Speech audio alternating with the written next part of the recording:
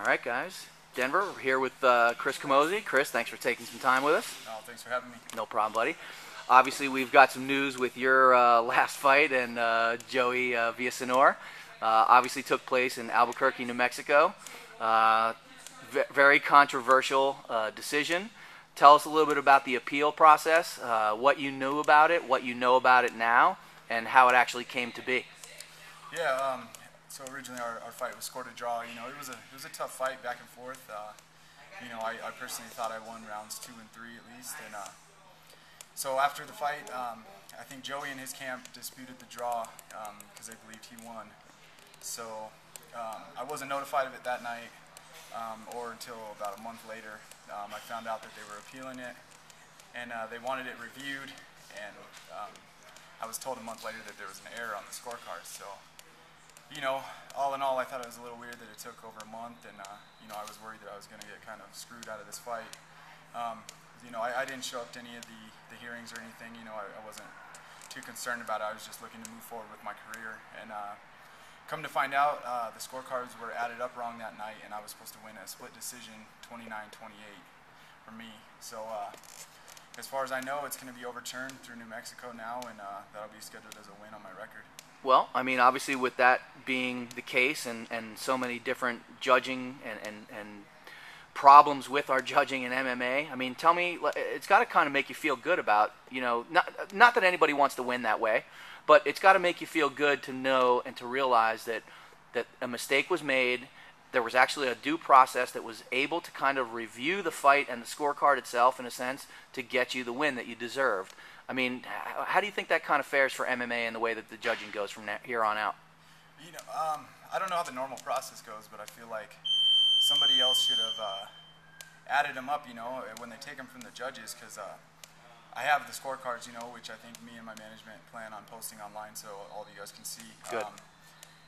And the judge tallied his own scorecard, which I don't know if they normally do or if they hand them to the commissioner to add up. But basically what the scorecard says is in Joey's column it has 10-9-9, meaning he won the first round and lost the next two.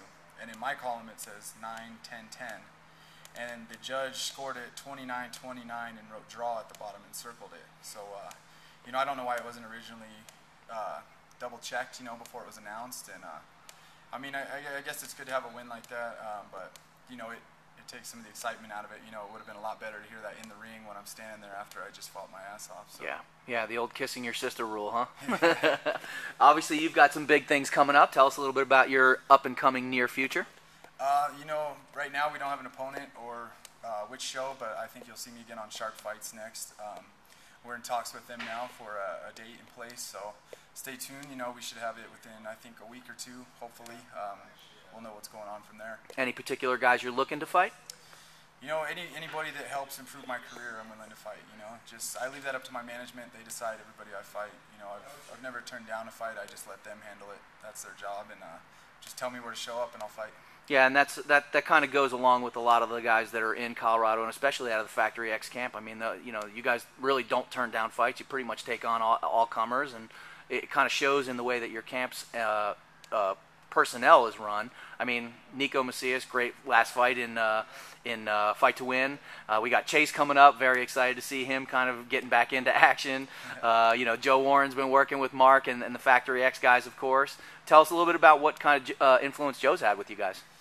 Oh man, having Joe, that guy's just got endless energy, you know. But he makes the atmosphere fun, and you know, because he's always messing around, but he's showing us good stuff. And wrestling, you know, is a big weakness in my game that I really need to work. And coming down here to Rhino is going to be great for me. You know, there's a lot of world-class wrestlers here, so you know, I don't think there's anywhere better to wrestle in the world. So if I'm going to get good somewhere, it's probably going to be here, and it's probably going to be fast.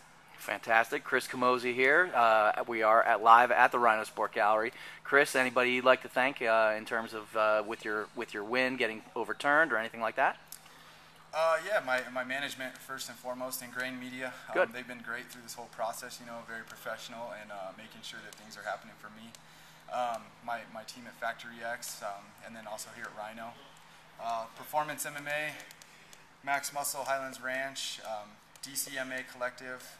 Good for You Drinks, and of course you guys at FightJobs. Well, we appreciate having you, Chris. You're always a pleasure to talk to. One of the nicest guys in MMA, man. Good to see you. All right, thank you. You bet.